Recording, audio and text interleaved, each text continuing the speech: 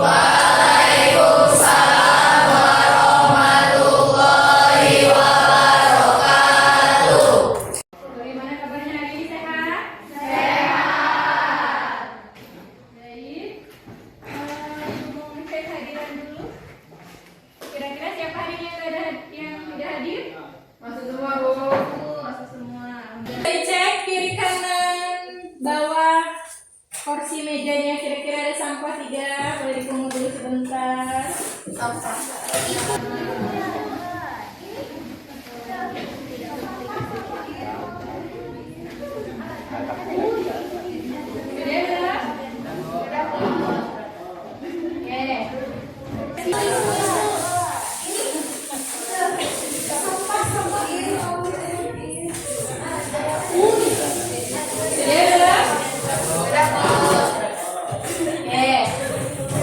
Sudah siap untuk belajar hari ini? Siap. Baik, untuk memulai pelajaran hari ini lebih baik kita memulai dengan membaca doa. Oke, ketua kelas, Ibu Setiawan silakan memimpin untuk doa dalam hati. Semua siap? Sudah mulai.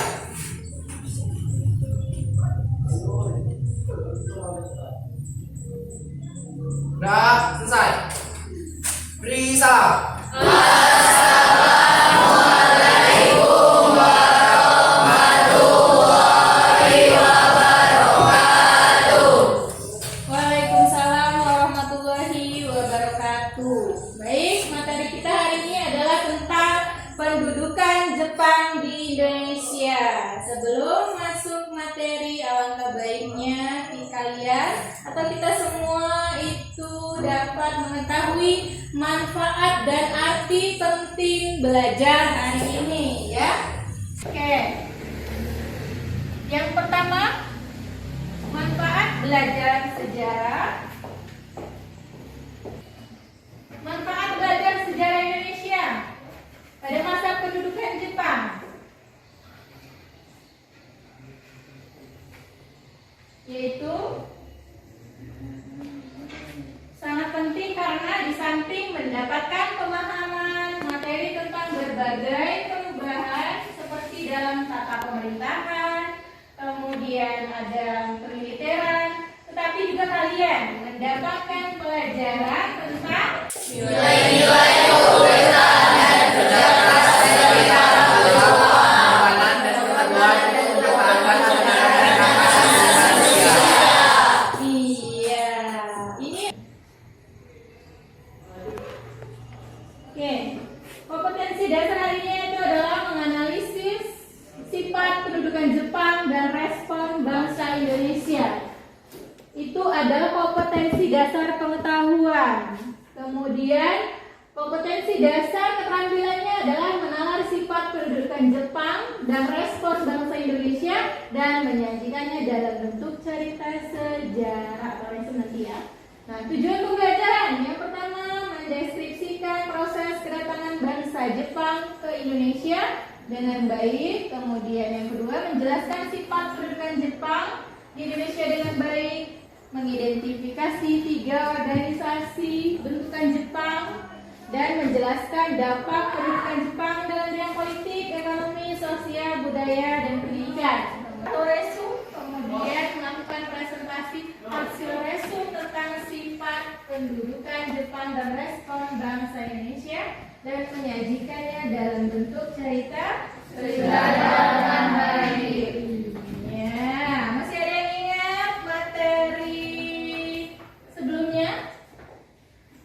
Silakan, Bapak. Oke, Aisyah? Tentang penjajahan Belanda. Tentang penjajahan Belanda, iya benar sekali. Materi sebelumnya adalah tentang penjajahan Belanda. Ada yang lain kira-kira masih ingat?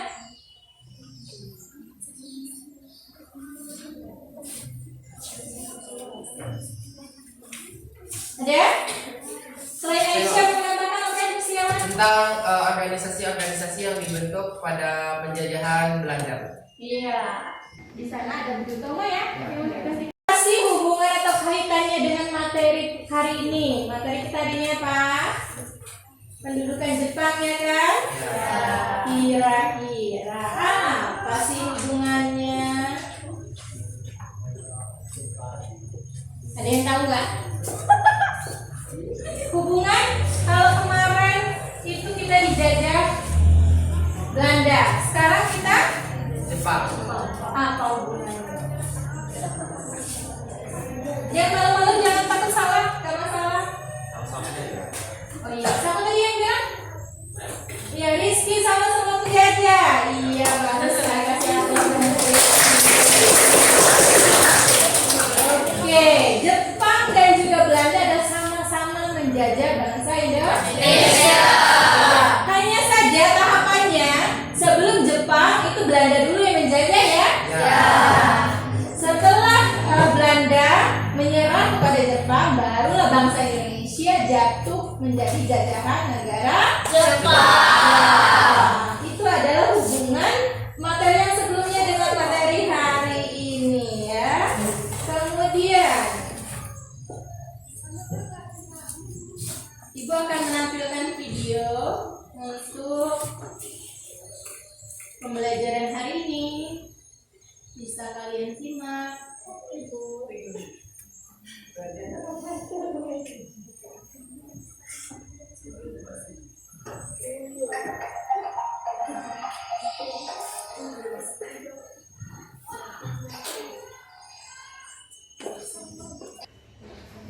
Nanti beri tanggapan dari video tersebut.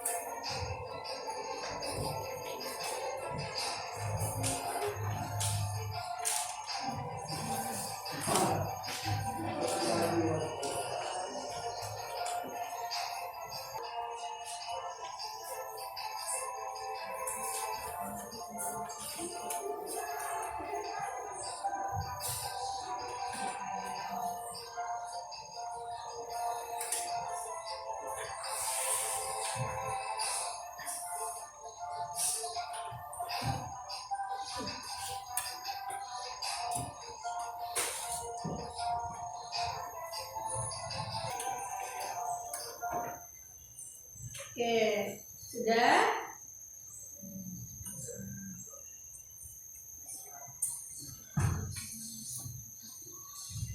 Kira-kira apa sih tanggapan kalian dari menonton video tersebut? Apa yang kalian lihat tadi? Apa yang bisa kalian ingat dari video tadi? 1, 2, 3, 4, 5, 6, 7.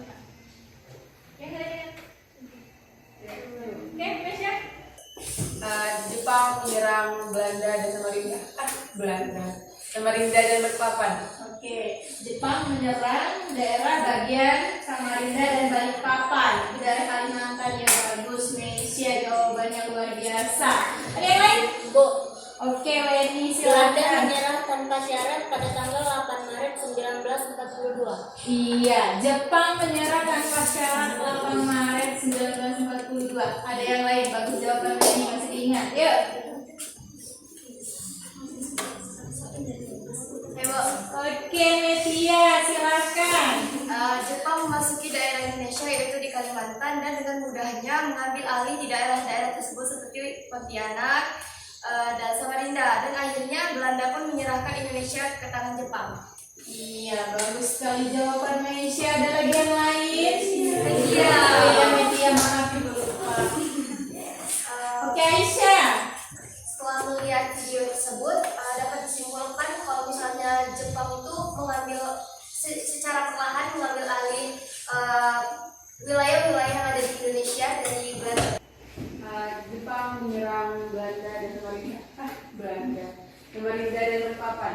Oke, Jepang menyerang daerah bagian Samarinda dan Balikpapan. Itu daerah Kalimantan yang bagus, Indonesia. Jawabannya luar biasa.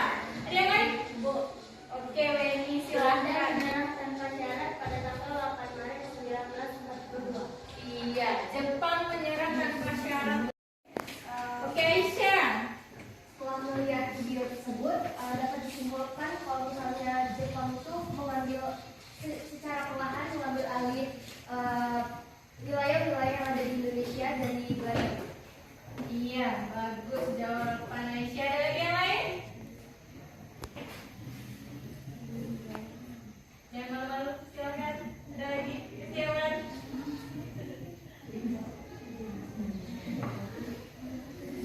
Cukup? Cukup. Oke. Setelah melihat video tadi, kemudian apa sih hubungannya dengan sifat pendudukan Jepang dan respon bangsa Indonesia? Masuknya bahasa Indonesia ya. Dari beberapa wilayah, pertama terangkan. Kenapa sih Jepang itu memilih bangsa Indonesia? Salah satu faktor yang melatar belakangi itu adalah karena Indonesia itu adalah sumber bahan rempah-rempah itu adalah waktu Belanda kemarin. Kalau Jepang itu kan sumber minyak bumi. Kan tadi di video pertama itu ada pertempuran ya. Itu adalah pertempuran Pearl Harbor di Amerika Serikat. Karena Jepang masih terlibat yaitu dengan perang Asia Pasifik atau perang dunia kedua. Jadi kalau perang apa itu minyak bumi. Selain itu Jepang itu karena melakukan restorasi Meiji, yaitu perubahan di seluruh bidang, entah itu ekonomi, kemudian pendidikan dan lain sebagainya. Nah, ekonominya adalah dengan banyaknya bahan mentah yang dibutuhkan, maka Indonesia salah satunya. Oke? Nah, untuk menganalisis apa yang kalian lihat tadi ya, pemecahan masalah tentang sifat pendudukan Jepang dan respon bangsa Indonesia, maka itu akan membentuk beberapa kelompok. Kelompoknya itu ada 5. Silakan kalian membentuk kelompok masing-masing. Kelompok 1 akan membahas tentang proses masuknya Jepang dan sambutan bangsa Indonesia. Kelompok 2 yaitu pemerintahan militer dan sipil di Indonesia. Kelompok 3 itu organisasi sosial kemasyarakatan pada masa zaman Jepang. Yang keempat organisasi semi militer pada masa pendudukan Jepang. Yang kelima adalah organisasi Jepang. Oke, sudah dibentuk kelompoknya? Gak apa-apa ada kelompoknya, kasih kelompok Kak.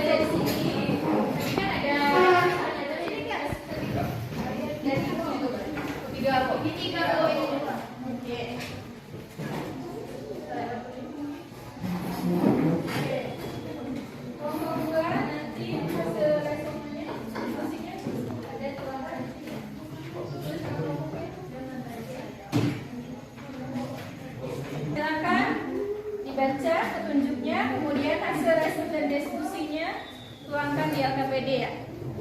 Kelompok 5 ya. Ini sesuai ya. Kelompok 1, 2, 3, 4, 5 kelompok bahasanya yang ada di depan tadi. Silakan berdiskusi. Tadi udah share di grup kelas materi atau bahan ajar untuk melengkapi pokok bahasan kalian ya. Silakan buka HP-nya, cari di internet juga boleh, di buku paket juga boleh, isi di sini nih. Kalau masih ada yang belum jelas, boleh tanyakan dengan ibu. Materi ibu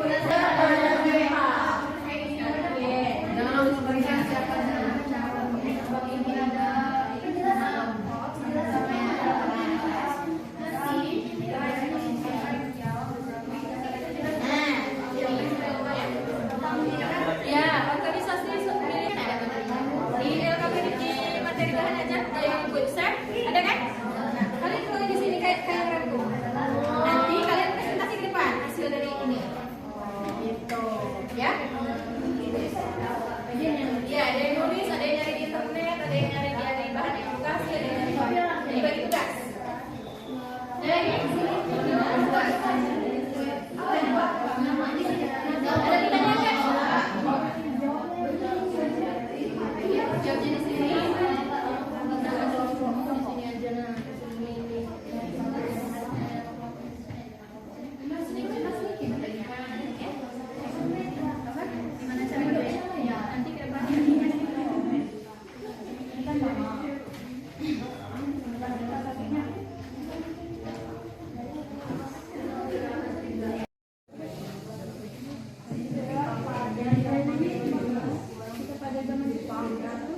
Organisasi manajer pada hari ya, kan organisasinya apa?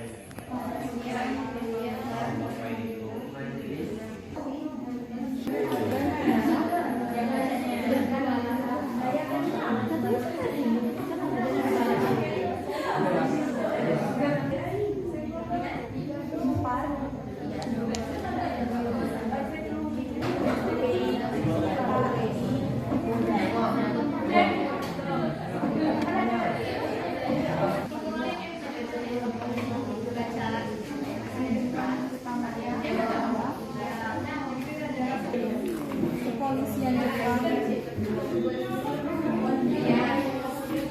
Indonesia,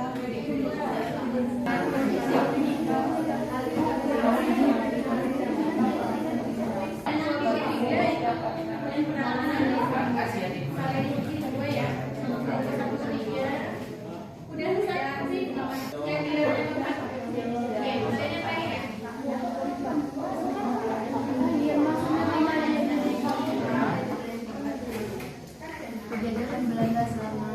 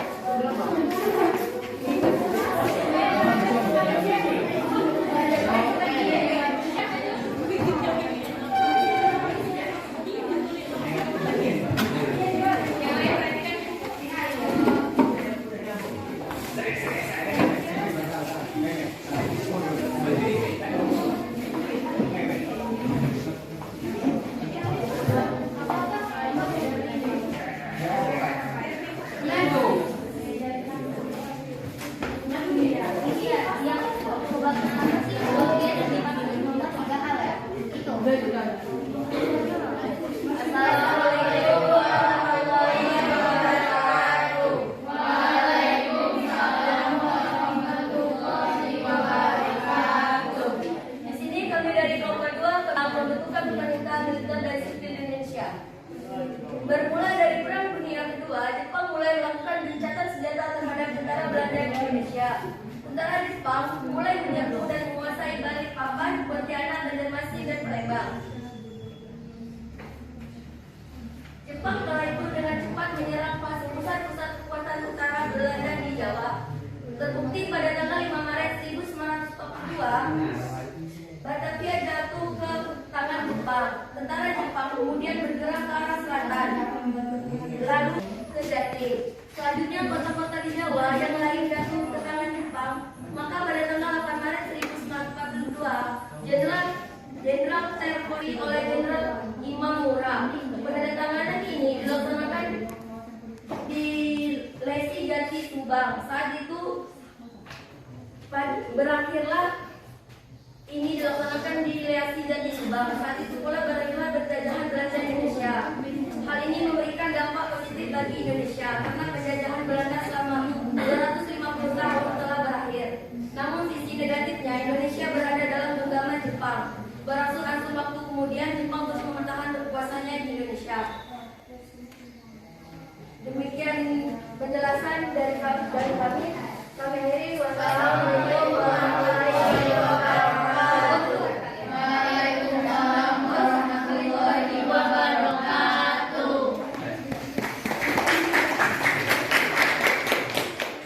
Kelompok selanjutnya. Ya, silakan.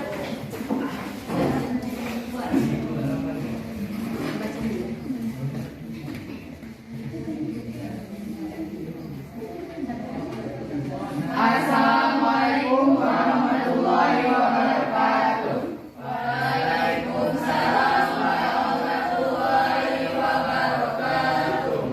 Baiklah, kami di sini akan membacakan dan mempresentasikan tentang organisasi sosial kemasyarakatan yang punya tugas berbeda-beda. Ada 6 organisasi yang cukup besar anggotanya kala itu.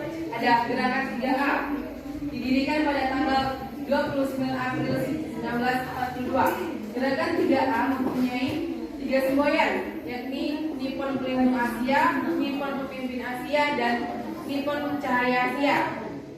Selanjutnya ada Potera, Pusat Tenaga Rakyat. Didirikan pada tanggal 16 April 1943. Tujuan Potera adalah membangun dan menghidupkan kembali hal-hal yang dihancurkan Belanda. Yang ketiga yaitu atau NIAI. Didirikan oleh Kiai Haji Mas Mansur dan rekan-rekan pada tanggal 1937 di Surabaya. Tujuannya menempatkan umat Islam pada kedudukan yang layak, menghormati Islam dan membantu Jepang dalam Perang Asia Timur.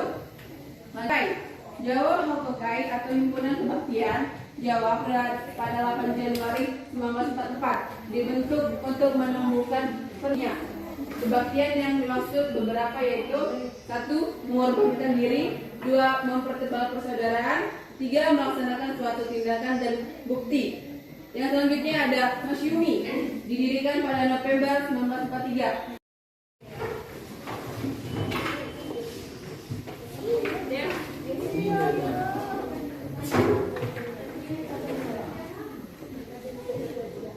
Assalamualaikum warahmatullahi wabarakatuh. Waalaikumsalam warahmatullahi wabarakatuh. Berdirinya kami di sini ingin menyampaikan sedikit resume tentang proses masuk 20.000 orang mendarat di Pantai Timur wilayah Tarakan, Kalimantan Timur. Begitu tiba di Tarakan, tentara Jepang disambut oleh tentara Belanda yang sudah menembus wilayah itu. Latar belakang Jepang Indonesia sendiri adalah menguasai sumber daya alam terutama minyak bumi guna mendukung industri dan kampanye perang Jepang. Pada awalnya kedatangan tentara Jepang ke Indonesia disambut dengan sukacita karena beberapa alasan, yaitu kesengsaraan rakyat akibat bumi diangkat sebagai pegawai administrasi pemerintahan. Mungkin itu saja yang bisa kami sampaikan. Ada yang ingin ditanyakan? Saya. Kan tadi kan tentang proses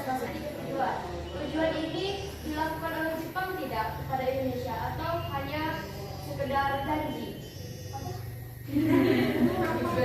Tadi ada 3 tujuan ya. Kenapa Indonesia menerima Jepang ke Indonesia? Nah, tujuan ini dilakukan oleh tentara Jepang itu atau ini hanya sekedar janji saja? Harapan sampai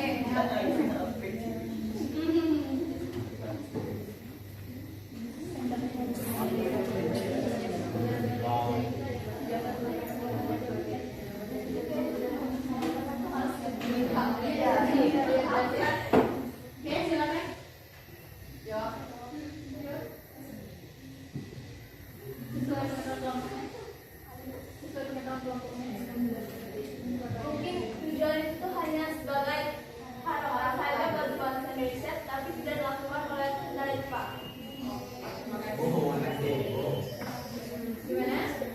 Jelas kok. Oke. Kami akhiri. Wassalamualaikum warahmatullahi wabarakatuh. Waalaikumsalam.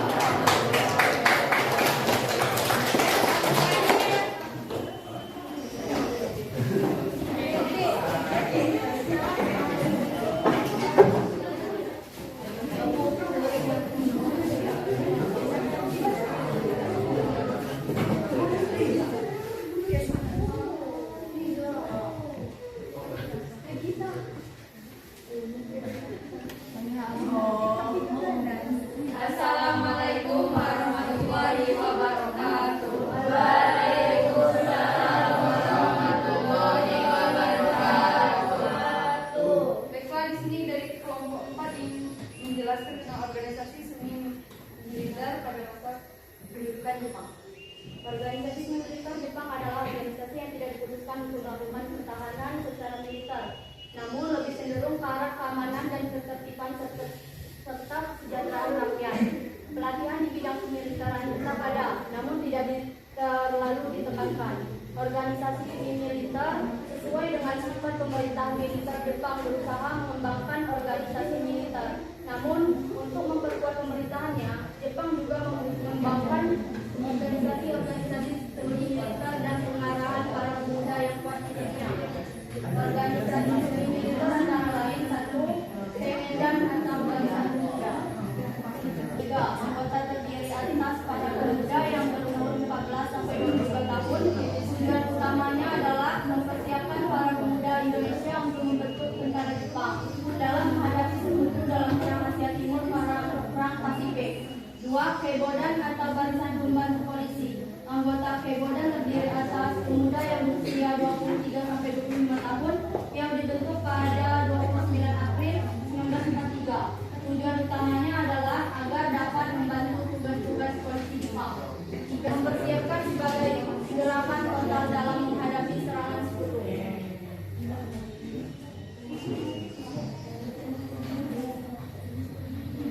Oke, sekian dari kami. Wassalamualaikum warahmatullahi wabarakatuh. Waalaikumsalam warahmatullahi wabarakatuh.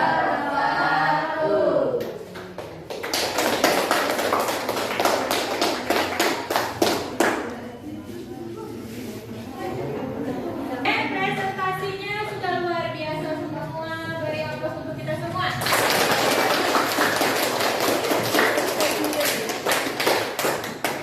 Oke, dari semua kelompok yang sudah presentasi, kira-kira ada yang bisa menyimpulkan tidak tunjuk tangan? Yang kalian ingat? Tunjuk tangan. Oke, Aisyah. Kalau misalnya pendapat saya, kesimpulan dari presentasi tadi, Jepang itu membuat beberapa organisasi baik militer maupun di bidang sosial, dan organisasi tersebut sebenarnya secara tidak langsung ada, tapi dampak buruknya pastinya kita kan di bawah naungan Jepang, yang artinya kita tidak bisa bebas mengungkapkan pendapat kita secara free ya Bu, secara bebas. Jadi masih terkekang gitu Bu. Intinya pasti dari Jepang tersebut yang membuat organisasi-organisasi ada dampak baik dan dampak buruk yang didapatkan oleh bangsa Indonesia. Oke, bagus sekali jawabannya. Ada yang ingin ulang dari Aisyah. Aisyah tadi lebih menekankan kepada organisasi-organisasi. Mungkin tentang proses kedatangannya ada yang bisa kedatangan. Kedatangan? Ada? Yang lain? Tadi tanggal berapa? Akhirnya resmi Jepang Menyerah. Belanda menyerah berapa? 8 Iya, berarti negara Indonesia, bangsa Indonesia resmi beralih di bawah jajahan Jepang pada tanggal 8 Maret 1942. Iya, setelah terjadi penandatanganan perjanjian kapitulasi Kalijati di Subang ya. Nah, dengan itu prosesnya kemudian merata masuk ke wilayah Indonesia. Yang pertama kali adalah wilayah Tarakan. Kenapa sih kok Tarakan dulu yang dipilih? Karena di sana adalah sumber tambang minyaknya yang paling banyak. Kemudian setelah wilayah Kalimantan dikuasai, baru ke Palembang, wilayah Sumatera, dan terakhir Pulau Jawa. Setelah itu baru diadakan provinsi ya kan? Ya. Ada sosial kemasyarakatan, ada semi militer, ada militer. Oke? Cukup pelajaran kita hari ini.